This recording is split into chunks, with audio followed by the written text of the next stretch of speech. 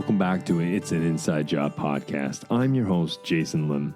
Now, this podcast is dedicated to helping you to help yourself and others to become more mentally and emotionally resilient so you can be better at bouncing back from life's inevitable setbacks. Now, on It's an Inside Job, we decode the science and stories of resilience into practical advice, skills, and strategies that you can use to impact your life and those around you. Now, with that said, let's slip into the stream.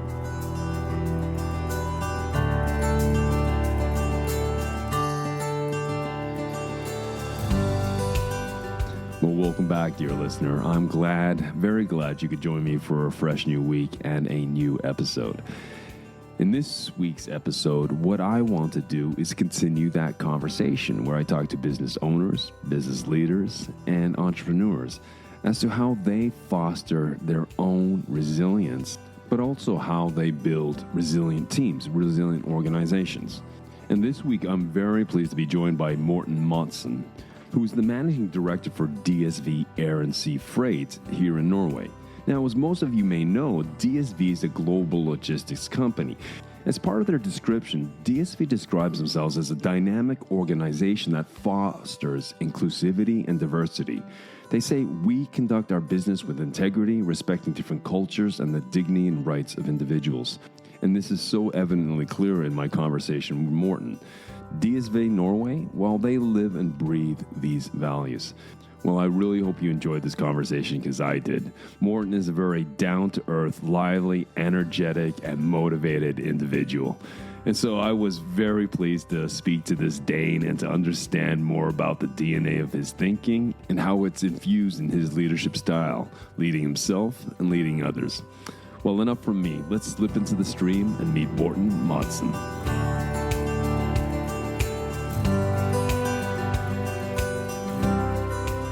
Well, welcome, Morten. I appreciate you spending some time with us and sharing your knowledge and your stories and experiences with us today. Thank you, Jason. Glad to be with you. I was wondering, maybe you could give us a little background as to who you are and what you do currently?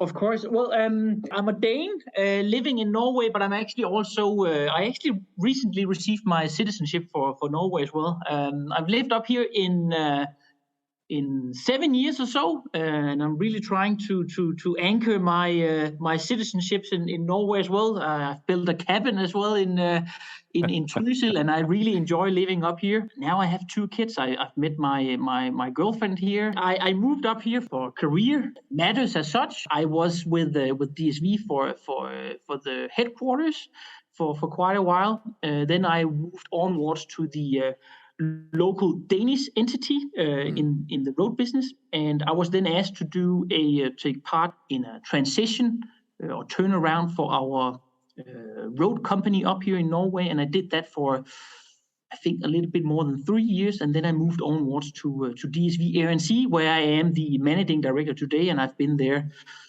for the past 3 years or so.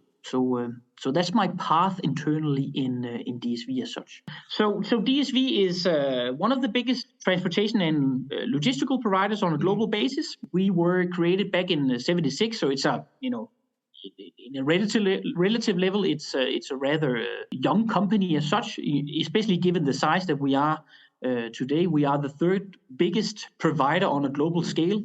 We are divided up in 3 divisions. We have the road entity, which is basically what many people would associate DSV with, the trucks driving on the roads on a daily basis. But then we also do the air and sea transportation on a global scale. And then thirdly, we have our solutions division, which is basically third-party logistics, warehousing, value-added services being provided within the warehouse as such. And today, I think that we employ more or less 80,000 employees across the world. So it's a rather big and impressive company. Or a small town. Yeah, you could say that. Or actually mid-sized town, 80,000 people. You know, we met, I guess, roughly about a year ago, and we had a meeting where you kind of presented what DSV was and your whole plan, your team's plan for development. And I'd like to explore that. But the reason I wanted to invite you onto the podcast is because you're part of an interview series where I talk to business owners, leaders, and entrepreneurs as to how they build organizational resilience and also their own resilience. And logistics, like any other company, was hit with the pandemic. For good or for bad, it sent the world sideways. And so part of the conversation I'd like to discuss with you today is to figure out how the pandemic and the lockdowns affected your business and your employees. Maybe we could start there if that's okay. Sure. Well, obviously, we were standing in a room of a lot of question marks overall. We were pretty fast on and very much on the ball in terms of how to drive the business through the crisis or the pandemic. Relatively fast, we also came to the decision that staff that went on furlough, they were also to be equipped with you could say guidance in terms of whether they should stay on board in the company or not. Luckily, we did manage to sail the ship quite directly through the pandemic. We kind of made opportunities out of it in terms of seeing new patterns in trades of commodity as such. But then also, quite fast, these financial packages being offered by various governments, they came into fast effect as such. I remember we were standing in March 2020, and then a few months down the road, we started to see a change in the buying pattern. People sitting, working from home. They needed new laptops. They needed screens, stuff for working, at home. Yes. And people were more or less locked inside their homes as well. So from there, we saw that interior imports started to boom as well. And it kind of escalated in terms of growing our business. And now we have, I think, if we look back compared to where we were coming from back in the early parts of 2020, yes, the company as such has grown 5 or 6 times in terms of revenue. And obviously there are a lot of new colleagues on board as well. So it's a whole other company now than what we were used to. Yeah, and so the pandemic, in some cases, it hasn't been all negative. As you said, the pandemic actually highlighted new ways of growing the business, just because no one thought everyone was going to go to home office. But as you said, people have to equip their home office with decent chairs, decent monitors, and computers and such. If we just rewind back, and I wanted to understand more about sort of the dynamics amongst your team when you guys got hit with that news, because a lot of the leadership teams that I work with, they were scrambling. They were just like, what is this? A lot of it was self-preservation. How is this going to affect myself and my family? What does this sickness mean and such? So if we could just go into the little nuts and bolts as much as you would like to share, how did your leadership team initially react to this news? This bomb went off per se, and nobody knew the extent of the seriousness of this virus. How did you guys react initially when you heard this news as a team? That's a very good question. I think, as I recall it, we knew that we needed to steer through this in a proper manner. We communicated very, very clearly towards the employees. Also internally within the management team, we also took the decision that we need to protect as many jobs as we can, and we need to be open and honest towards our colleagues. That was the first thing that hit our common ground as such. But then we had also one customer in particular that was very much affected due to the pandemic, and we needed to solve that also in a fast way. But as DSV is, we took the steering from day one. It worked well. We have a well-functioning team that a management team that supports each other. Eventually it worked out. When the crisis hit, no one saw it coming per se, or 95% of us didn't. No. It hit us. But that also speaks volumes to the quality and cohesiveness, the glue that holds your team together, because you've had to build something to have such a responsive team. So before the pandemic hit, what did you and your team focus on to build such a strong bonds between the number of you that sit around that table as leadership? What was the key ingredients to this recipe? Well, I can answer indirectly to that question, but from my point of view, as within the position that I'm in, Yes. my biggest focus is to have a well-functioning team. I would rather focus upon how does the team members in between correspond with each other, how do they support each other, rather than just looking into what sort of experience does the profile bring to the table as such. Obviously, that is also positive, but complementing and supporting each other is a vital thing in having in my opinion, a successful management team. And we really saw the benefits of having such a team in place once the pandemic hit Norway or on a global scale as such. Sure.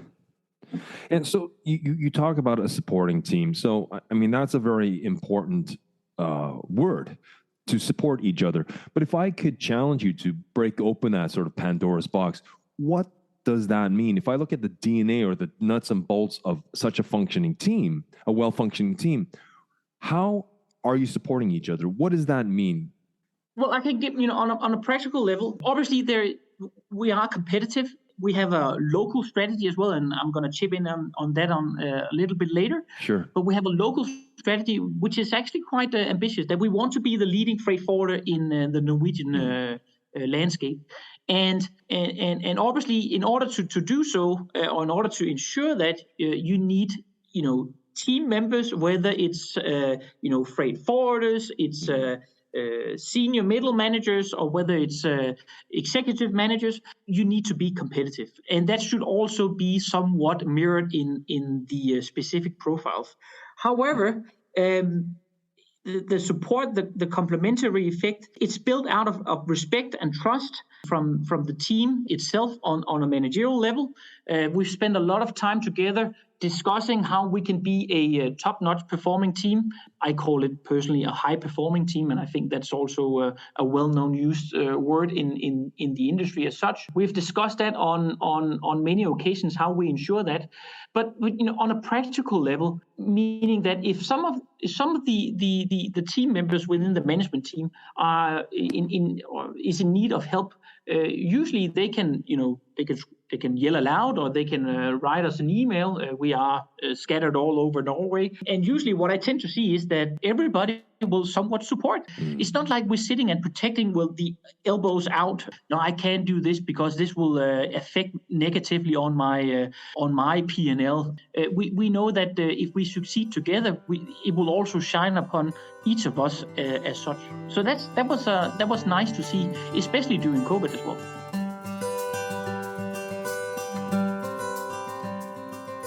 A responsive team, as Morten said, is not just something that springs up overnight. It's something that needs to be invested in.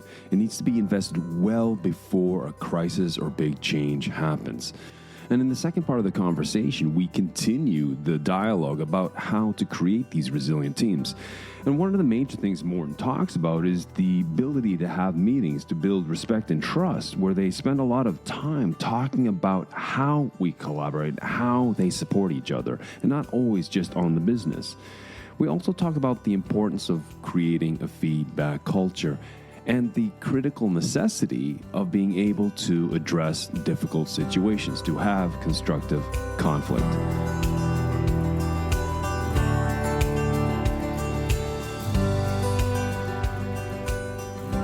If you didn't have such a responsive team that was based upon investment that you made, then I think people would be drowning in the uncertainty.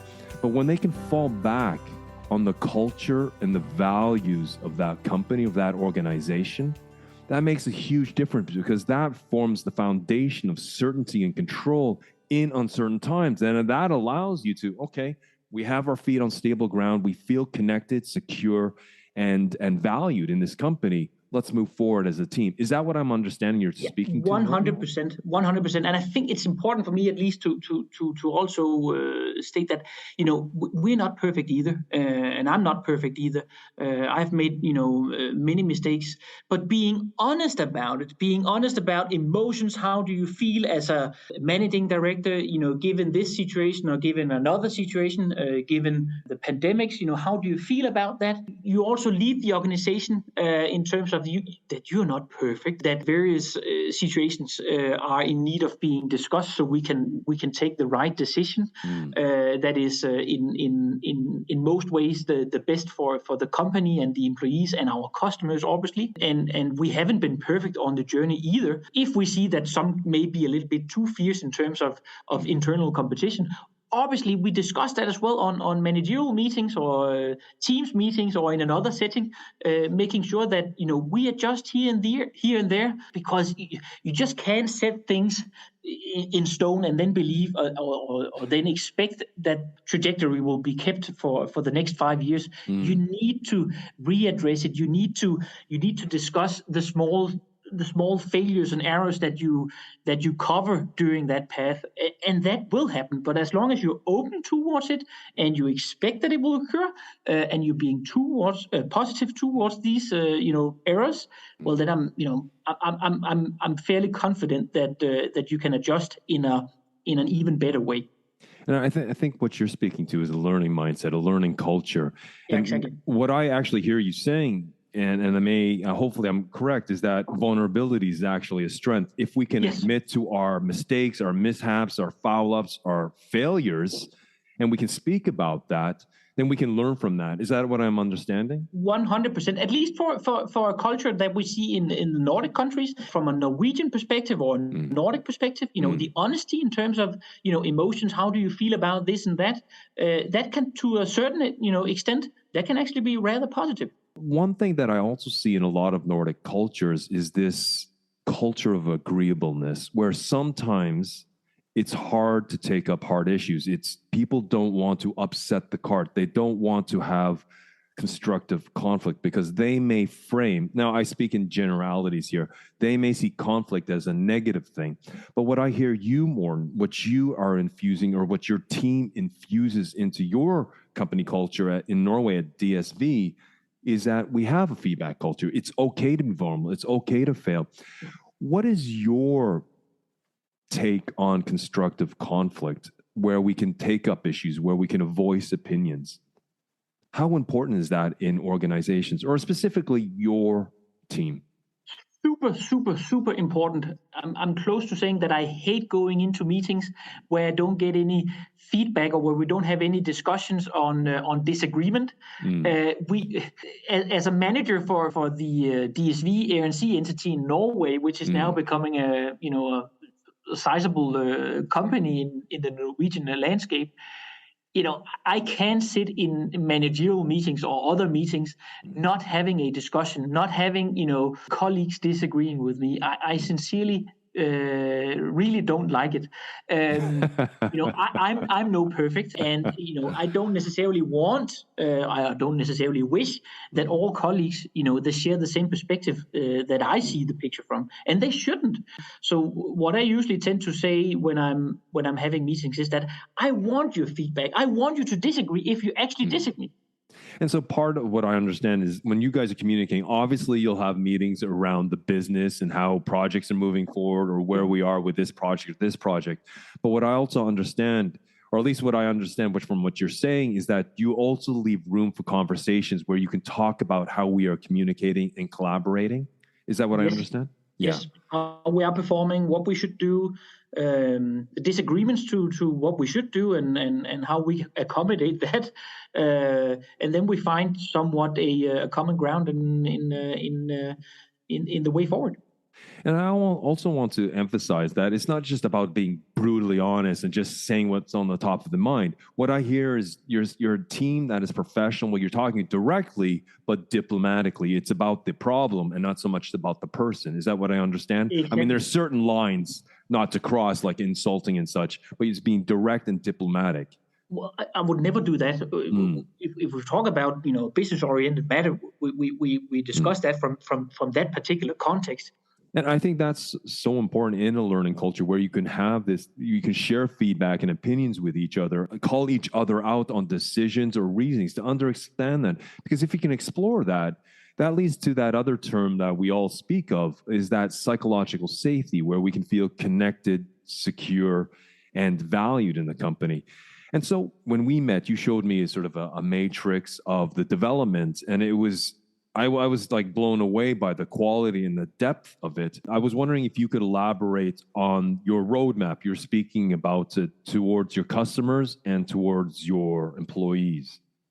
Sure. So back in 2019, the management team we sat together and we decided to drive and to apply a organizational strategy. And I think that what most listeners, when they hear organizational strategy, they probably think of 100 slides or PowerPoint slide deck consisting of 100 pages that the local CEO will put down the drawer and then take it up again once it's New Year's, and determine whether we are exceeding the strategic goals as such. But we took a different path on that. We applied a strategic roadmap where everybody within the organization, from you could say senior managers and down to middle managers and freight forwarders, they can somewhat relate to. Yeah. And we have a front page and a back page. The front page is the strategic roadmap going from the fundament of the organization, fundamental values as such, going up to, what type of business processes do we want to drive? What type of development do we want to drive within our organization? What type of staff and development retainment do we want to ensure? Types of customers, how we want to develop within our customers, and then, of course, obviously the financial targets as well. Including sustainability targets too. And on the backside of our strategy, we also have our customer practice. It's something that we call our red carpet service strategy, or red carpet service as such, where we want to roll out the red carpet towards our customers. And we communicate this continuously. Every single day we communicate our strategy. We call it the SMART strategy. And this is also to engage with our employees, certainly also to make sure that this is not a one-day exercise. We do this on a daily basis, and we've done so for quite a while. So I definitely think that this is something that is living quite strongly within the organization, also across the locations that we actually have in Norway. Obviously, because when I'm in and out of that building, you can feel the buzz of the employees. So you can see there's this energy. Plus, you move to a great new location, and it's all it's really nice and modern and such. Yeah. But your counterparts, the other DSV locations, in Denmark or Sweden or whatever, do they sometimes look towards what you guys have done to try to copy and paste the similar methodology towards their own offices? Yeah, of course. We have a I would say, at least for the Nordic region, a lot. We have a sharing community, more or less. Not that we have set a community in place, but as such, but we share a lot of ideas and projects and initiatives. I steal a lot from the countries as well. In terms of good ideas and initiatives too. But I do certainly also share a lot, and that is also taken into account in a positive way and being used in other countries and other offices as well. And my counterparties in DSV Norway, in DSV Road and in DSV Solutions, they are also applying their own strategy. They might call it another name, but they are taking some of the positive things from our strategy and you could say positive results that we have gained so far, and trying to make use of that for the better benefit, of course, for the customers and for the staff as well. So only in a positive context overall. And I think that also speaks volumes, that you guys can communicate and you can share best practices, and that you have those forums in which to speak. Because a lot of the companies I see also, they want to create those forums, and to some extent they have those forums, but not to the extent that you speak to, or what I've seen, especially within Norway. That's one thing, but then when you're talking across regions, I think that's a very important point you've made. And that's the cool thing about DSV, that we are such a global company as such, but we are not bureaucratic. We're not not headquarters steered. Obviously, there are certain guidelines and a certain framework that we need to work within. If you are a global company and in a positive way as such, but we're working very independently. So let's take a certain branch manager within the Norwegian DSV landscape. He or she, they can decide themselves on how they want to drive their business. They are the ones working with their local customers, and obviously we should equip them with as much decision power as possible, so they can do something which is positive towards those customers that they serve for this particular area geographically, or if it's a vertical as such. So I am not being requested a lot from our global headquarters in terms of my role, and that is suiting me as a profile, the Morten that I am, quite strongly. I'm being energized by that.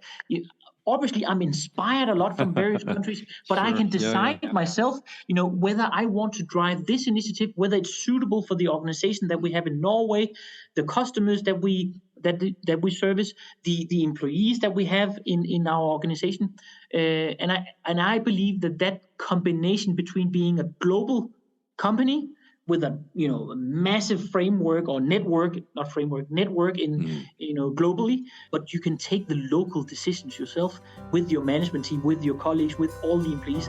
That is something which is very, very positive. And in the final part of our conversation, Morten talks about how he builds his own personal resilience, how he is consistently focusing on how to develop different sectors of his life. And one of the key ingredients in Morten's recipe is passion. Because passion, as he explains it, is something that helps him to psychologically buffer the inevitable setbacks and mishaps that happen in life. And that passion means he gets back up and moves forward.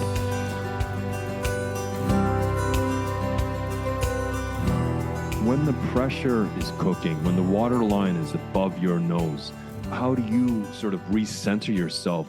How do you lead yourself?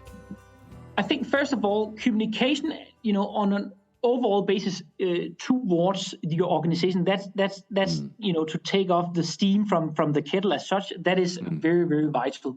And then apply full trust in your managers that they are the ones deciding, and not entirely you yourself as let's say the overall leader, the local MD, managing director, or the local CEO as such.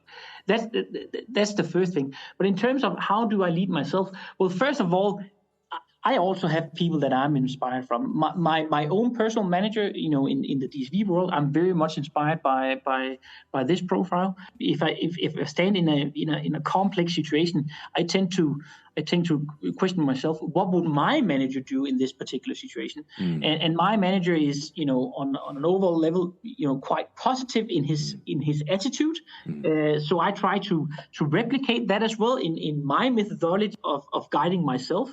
Then obviously, in order to be a successful individual, whether you are whatever level that you are, on in an organization or outside of an organization, I think passion for what you actually do on a daily basis, you need to have that. We talk about resilience, organizational resilience. Some talk about the buzzword grit, that you have resilience, but you can apply that as well with passion. But overall, I think passion for what you do is very vital, actually to prevent stress, to give you the extra energy that you need once you stand in a complex situation with a lot of responsibility. So finding that inner passion is very vital to get that momentum of driving yourself in a complex situation. I would concur, and that's what I've heard across different disciplines with different professionals of your caliber, is that passion is so important, because that passion means that vulnerability. So, okay, I'm going to make mistakes, but how do I learn? How do I adapt? How do I evolve and move forward? And when you have passion, it's not so ego-driven, because you're just learning you're willing to learn and to develop and to take on as much as you can. And that what I also hear with you, Morten, it allows you to have that psychological and emotional buffer to take hits, because the passion, the grounding is always there to drive you forward. And another thing I just want to pick up the thread on was you said, if there's someone I respect, I would ask myself, what would she or he do in this situation? Exactly.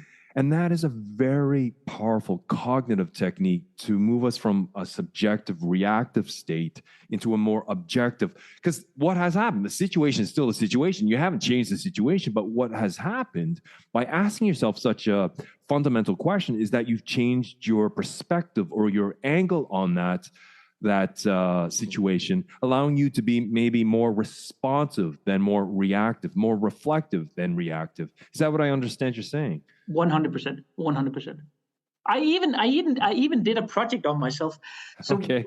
we are driving this organizational strategy, the SMART strategy, and I took up the challenge to actually drive a internal strategy on myself. How would that respond one way or the other? I was considering, how can I actually do this? So I set up a few targets that I wanted to accomplish on a personal level, and I think the main target or the main subjective was that I wanted to be more happy, and also I wanted to influence my own, you could say, my own personal career professionally, but also on a personal level or private level as such. And then I set up some categories. I wanted to be more healthy. I wanted to be again more happy. I wanted to meet more inspiring people. And then from there, I listed up, several initiatives that I needed to accomplish that would support, the overall targets of what I wanted to do or wanted to ensure. So first of all, I needed to sleep more than 7 hours every day. I needed to eat salads, twice a day. I needed to exercise 4 times a week. I even needed to meet, new people outside of my current network, once a month. And I listed up various initiatives or various tasks that I needed to accomplish, and I tracked it every single day. Either I was in red or either I was in green.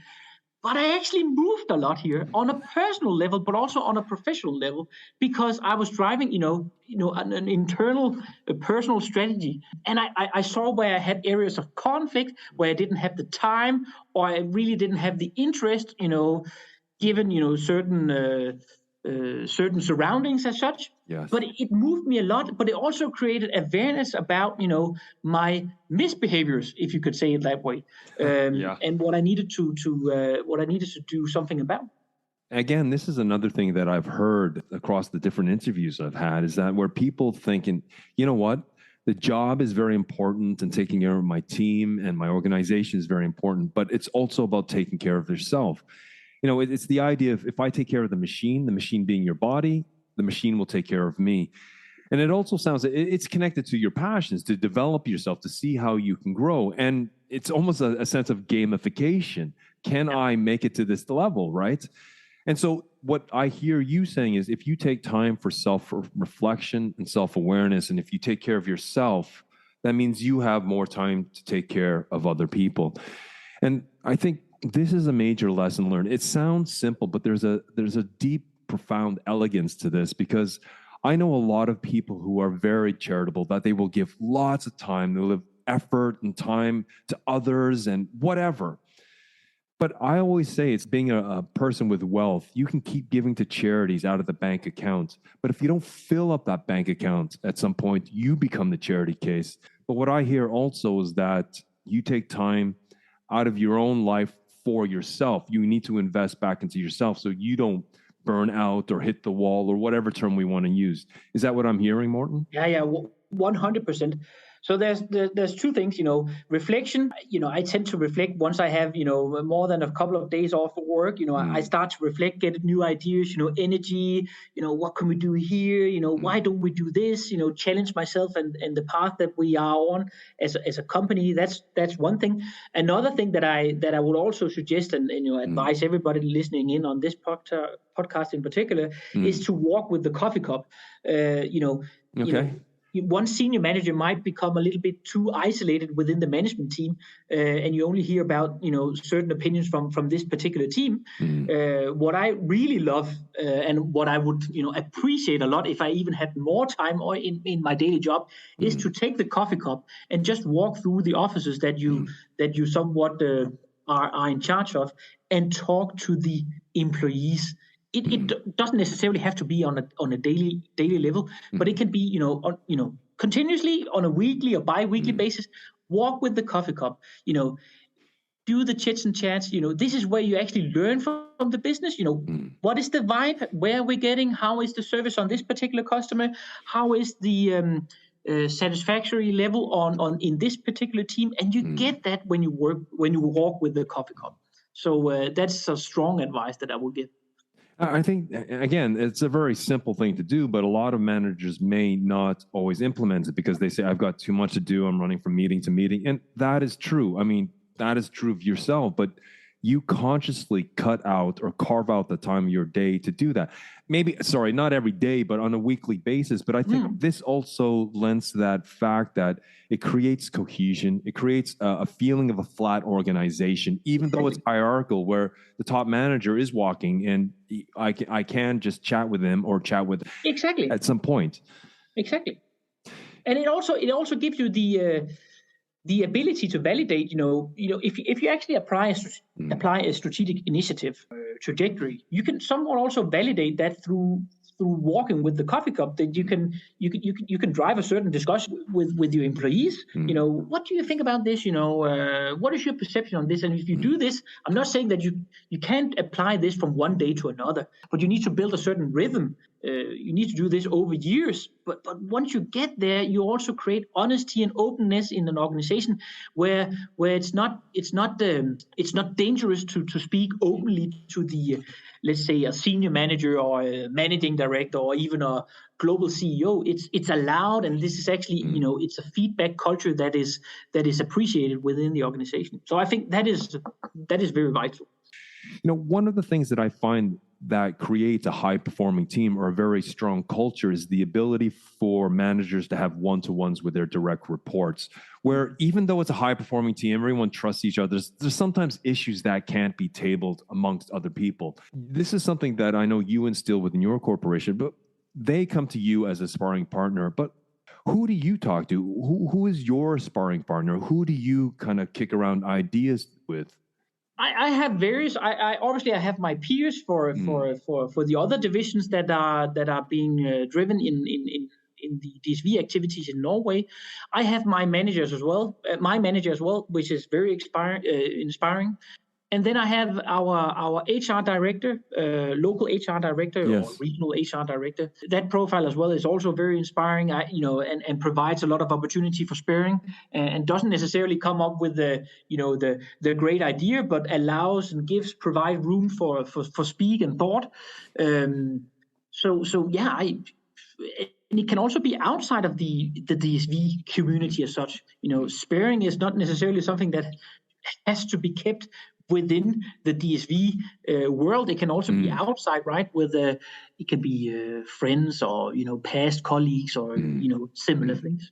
We have the ability to talk to our concerns, our worries, our anxieties, our angers, our frustrations, and we can articulate and we take those abstract thoughts and emotions. And as you said, the HR director, he or she may not just give you answers, but they just give you the space, the venue in which to sort through your thoughts. And that sometimes is all it's needed. Because once you articulate and we have our thoughts in front of us and we're explaining to someone else, a lot of the times, yes, we're explaining to someone else, but we may be explaining to ourselves out loud for the first time. And that's where the insights start bubble up.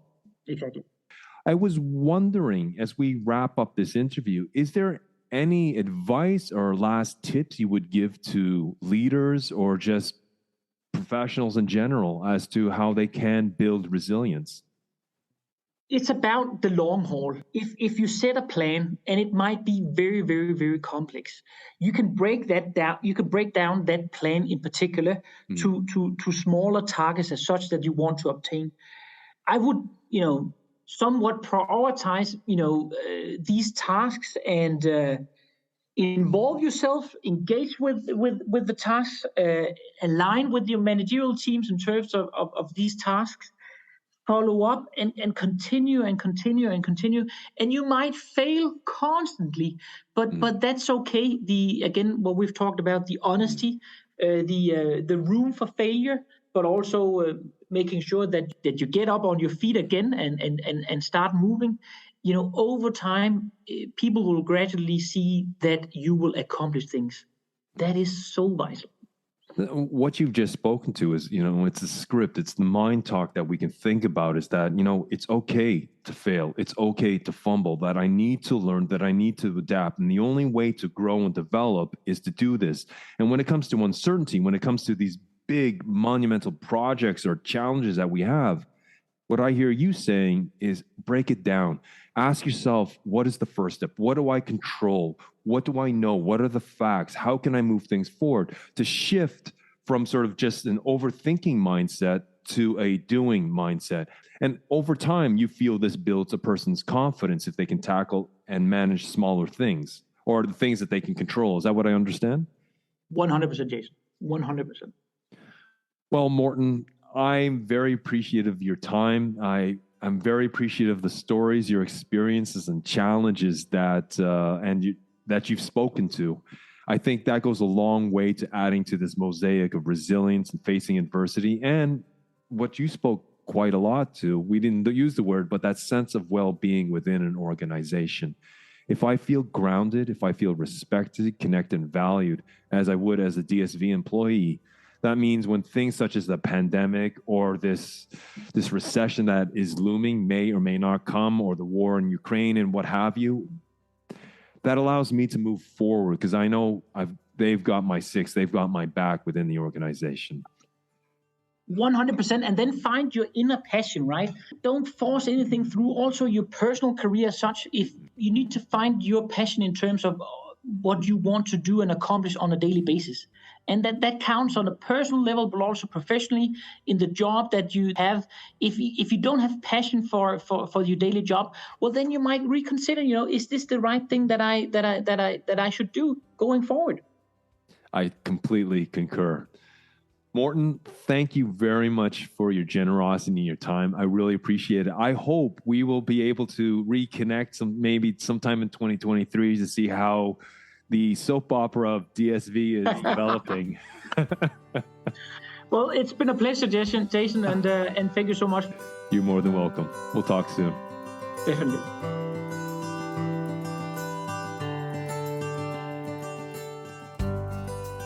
Well, folks, that was Morten Madsen of DSV Air Sea here in Norway. Thank you, Morten, for that really engaging conversation. I learned a lot, and your motivation and passion was quite contagious. Even though this is audio format, I wish sometimes it was video too, so people could see the body language and the mannerisms in which my guests talk. But Morten, you came across crystal clear today, so thanks again. Well, folks, that brings us to an end of another episode. And I appreciate you showing up every week. As a call to action, if you could please rate, subscribe, and recommend this podcast, this episode, to a friend, to a colleague, to a family member you think could benefit from these conversations, who might find it intriguing. And there is also a podcast newsletter that you can subscribe to that I launch every Wednesday, and you can find the link to that in the show notes. Well, folks, that's the tail end of another episode, and I appreciate you joining me. Until next week, keep well, keep strong, and we'll speak soon.